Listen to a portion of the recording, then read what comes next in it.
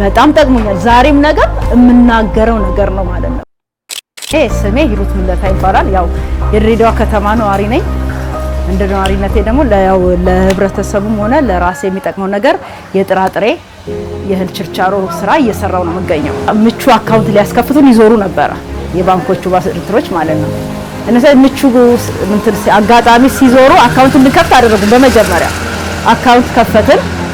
ምቹ የሚባል የብድር አገልግሎት አለ ስለባለ እንደ አጋጣሚ ያንን እየሰራው የሆነ አጋጣሚ ላይ ደግሞ የሆነ ሳንቲም እኮ የሚያጥር ሰዓት ነበረ። ሳንቲም በሆነ ሰዓት ሲያጥረኝ እኔ ሄድኩና የምቹ ብድር ፈልጋለሁኝ እና ይሄን ምቹ ለኔ ቢፈቀድልኝና ስል ንግድ ፍቃድሽና አንጭና ፕሮሰስ አድርጌያለሁ። ወደ ፕሮሰስ አረኩኝ። ፕሮሰስ እንዳደረኩኝ 11000 ብር ለቀቀልኝ።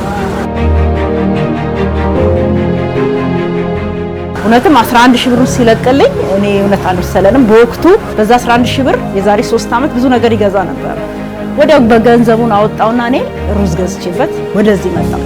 ገዝቼ መጣሁ። ያን ሩዝ በሳምንት ውስጥ አተረፍኩኝና ሄጄ ባንኩን ሳተር ጥሩ ነገር ሆነ ማለት በወቅቱ ደረሰልኝ። ለኔ ጥሩ ነገር አጋጣሚ ማለት ሰው ጋር ብትሄድ ያን ገንዘብ ላታገኝ ትችላለህ። ግን ይሄን ምቹን ተጠቅሜ ያን ገንዘብ ሳገኝ ይዤ መጣሁ። ገዛሁበት፣ ወዲያውኑ አተረፍኩበት። በጣም ተደሰትኩኝ። ሄጄ ባንኩን ጀማል ነበር ስራ አስኪያጁ ማናጀሩ፣ ቴንኪ ጀማል እንደዚህ ካርጌ ደነገጥኩ። እንዲያገኘው ያልኩት ወይ ደስ ይላል ይሉት ቆንጆ ነው ከሰራሽበት ወደፊት እያደገ የሚሄድ ነገር ነው አለኝ። እውነትም ወደ ያንን ደግሞ 11000 ብር ስካል 13000 ብር አድርጎ ለቀቀልኝ። ምቹ የጠቀመኝ ነገር ብዙ ነገር አለ። ማለትም አንደኛ ያለ ማስያዣን ያበደረን በንግድ ፍቃድ ብቻ ነው። ይሄም ጥሩ ነገር ነው። ብድር ከሱ ተበድሬ ከፍዬ ውጤታማ ሆኜበታል። ከምን አንፃር በለኝ ከነጋዴ ስትገዛና ከጅምላ ስትገዛ አንድ አይደለም። ነጋዴ ያተርፍብሃል በጣም፣ ከጅምላ ግን በዛ ገንዘብ አምጥቼ አትርፍበታለሁ።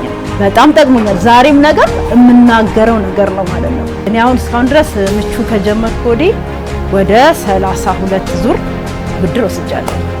ያም እንግዲህ ያው በአጠቃላይ በዙሩ ሲደመር ወደ 1.4 ሚሊዮን ያህል ወስጃለሁ ማለት ነው።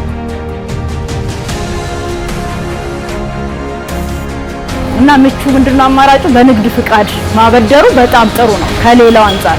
ሌላው ካርታ ይልሃል፣ የመንግስት ሰራተኛ ይላል። የመንግስት ሰራተኛ ዛሬ ከራሱ አልፎ ላንተ ዋስትና አይሰጥም። እሺ አይልም። ካርታ ብትል ካርታ የራስ ከሌለ ሰው ካርታውን አያስይዝልህ።